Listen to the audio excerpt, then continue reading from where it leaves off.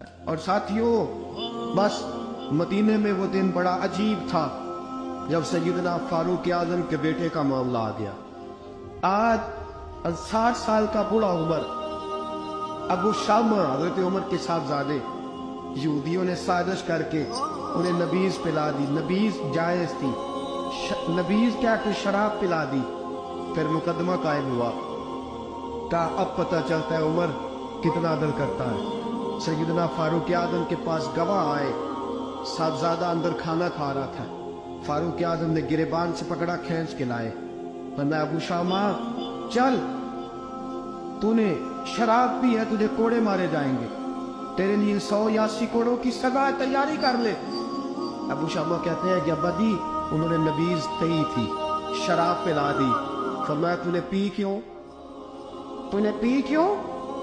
بڑے بزم میں بار شیر مسجد نبوی کا فاروق اعظم، اولاد تو بزدل کر دیتی ہے نا بندے کو، اولاد تو کمزور کر دیتی ہے۔ آج مدینے نے عجیب ماجرا دیکھا، حضرت فاروق اعظم کی زوجہ روتی ہوئی آئی، کہنے لگی حضرت جی میرا لخت جگر ہے، ایک کوڑے کے بدلے پیدل حج کروں گی، ایک کوڑے کے بدلے صدقہ اور خیرات کروں گی، میرا بیٹا غلطی کر بیٹھا ہے، یہ کام نہ کرے۔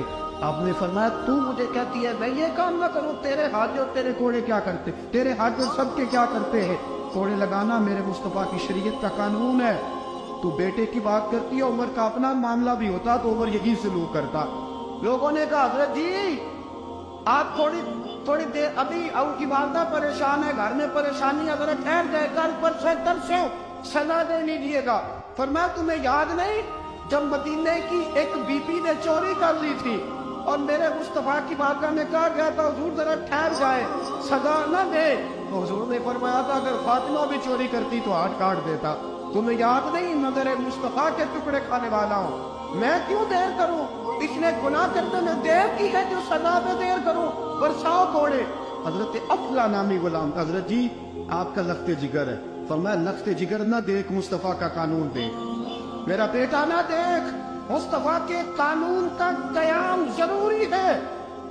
اگر علی بیٹے کی قربانی دے سکتا ہے، اگر لوگ فاطمہ کے بیٹے کی قربانی یاد رکھیں گے تو تاریخ کبھی بھی عمر کے بیٹے کی قربانی نہیں بھولے گی۔ فرمایا غلطی سے ہو گیا یا جیسے بھی، اسے خیال کرنا چاہیے تھا، کوڑے لگاؤ۔ 80 کوڑے لگے تو بیٹے کی روح پرواز کر گئی۔ جب جوان بیٹا کسی کا، کوثر نیازی نے کہا تھا باپ کا جنازہ اٹھانا بڑا آسان پر بیٹوں کے جنازے اٹھانے بڑے مشکل ہیں۔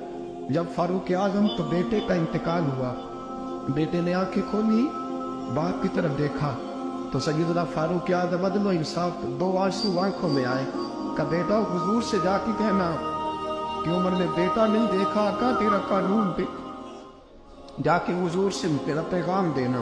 حضرت ابو شامہ رضی اللہ تعالیٰ عنہ وصال کر گئے۔ تاریخ کیسے کیسے منظر ازالت الخلفاء شاہ ولی اللہ کی بطور حوالہ پیش کر دو۔ حضرت ابو شامہ کا وصال ہو گیا، 20 کوڑے باقی تھے۔ لوگوں نے حضرت جی آپ کیا کرنا ہے؟ فرمایا اس کا جنازہ پڑھو، اسے قبر میں دفن کرو، باقی 20 کوڑے اس کی قبر پہ مارو، اس کی قبر پہ 20 کوڑے مارو۔ کا حضرت جی ایسا بھی ہوتا ہے؟ فرمایا اس لیے ایسا ہوتا ہے کہ یہ میرے مصطفیٰ کا قانون ہے، میری اولاد کا معاملہ ہے تو میں درگزر کروں۔ فرمایا مارو کوڑے۔ حضرت سیدنا حذیفہ بن یمان فرماتے فاروق اعظم بیٹے کی قبر پہ کھڑے تھے، داڑھی آنسوؤں سے بھری ہوئی تھی۔ میں دوڑا ہوا آیا، میں نے کہا عمر نہ رو، آج خواب رات تیرے بیٹے کا جنازہ تھا، جنازہ پڑھ کے سویا ہوں تو خواب میں مجھے رسول پاک کی زیارت نصیب ہوئی ہے۔ نبی پاک خواب میں تھے تو 2 سبز غلے تیرے بیٹے کو پہنا رکھے تھے اور رسول پاک کی بغل میں کھڑا تھا۔ حضور نے فرمایا عمر کو جا کے کہنا کہ تو نے بیٹا پاک کر کے بھیجا تھا، اللہ نے جنت کے سارے دروازے کھول دیے ہیں۔ اللہ نے عمر کو میرا سلام کہنا اور اسے کہنا عمر تیرا حدود اللہ قائم کرنا خدا کو بھی پسند ہے، مصطفیٰ کو بھی پسند۔ ساتھیو عمر انتقال کر گئے، 26 ذوالحج کو زخم لگا۔ یکم محرم کا دن، آج کا دن حضرت فاروق اعظم کو یاد رکھنا، لوگوں کو بتانا، دن بار عمر کی باتیں کرنا، خراج تحسین پیش کرنا۔ حضرت فاروق اعظم کو زخم لگا، آپ نے فرمایا اپنے بیٹے سے بیٹا جا حضرت आयशा के पास। गुंबद खजरा में 3 लोगों के दफन होने की जगह है। एक में अबू बकर दफन हो चुके, एक में रसूल पाक का मज़ार कुर्सी बन चुका, एक जगह खाली है। जाके आयशा से पूछना, मुझे पता है। वो 18 साल की उम्र में रसूल पाक पर्दा कर गए। 18 साल सैयदा की उम्र थी। आयशा ने जगह अपने लिए रखी हुई है। जाके बाहर खड़े होके कहना, अम्मा जी, उमर कहता है मेरा दिल करता है, मेरा दिल करता है कि मुझे नबी पाक की गुंबद के साए में जगह मिले। जाके अर्ज करना, और बेटा बाहर खड़े रहना, ज्यादा जिद ना करना, मोमिनों की मां है। हजरत सैयदना अब्दुल्लाह इब्न उमर कहते मैं बाहर खड़ा था, दरवाजे के बाहर खड़े होके कहा कि उमर का बेटा हो। अम्मा जी, उमर फरमाते इजाजत दो तो दिल करता है नबी पाक के साथ लेट जाऊं। वफा में गुजार दी उमर सारी, सारी जिंदगी लै सजनो आशा तोड़ निभाई। दिल करता है हुजूर के साथ लेटने को। तो हजरत आयशा सिद्दीका, हजरत अब्दुल्लाह इब्न उमर फरमाते हैं तो दरवाजे से बाहर खड़ा था, लेकिन आयशा के रोने की आवाजें बाहर तक आ रही। हजरत आयशा सिद्दीका हिचकियां लेके रोई। सैयदा आयशा ने फरमाया, उमर से जाके कहना, उमर कोई कब्र की जगह किसी को नहीं देता, लेकिन उमर तूने वफा की तारीख बनाई है, उमर तूने कमाल कर दी है, उमर तूने हद कर दी है। उमर को जाके कहना कि मैं जन्नतुल बकी में दफन हो जाऊंगी, जहां मेरा वक्त आएगा दफन हो जाऊंगी, लेकिन उमर तेरी खिदमत कहती है कि तुझे नबी के साथ दफन होना चाहिए।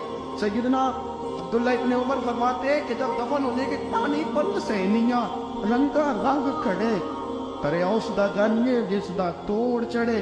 फरमाते आया, उमर को आके बताया, पेशानी खून से भरी हुई। उमर ने सजदे में रख दी, रो के कहा, आज मेरी तोड़ निभ गई है। हजरत फारूक आज़म मुस्तफा के साथ लेट गए। मेरे नबी ने फरमाया, उमर मैं तुझे अपने पड़ोस में दफन कर रहा हूँ, तूने अगर राह वफा में बेटे तक कुर्बान कर दिए है ना, तो कयामत तक जो मुझे सलाम करने आएगा तुझे भी सलाम करके जाएगा।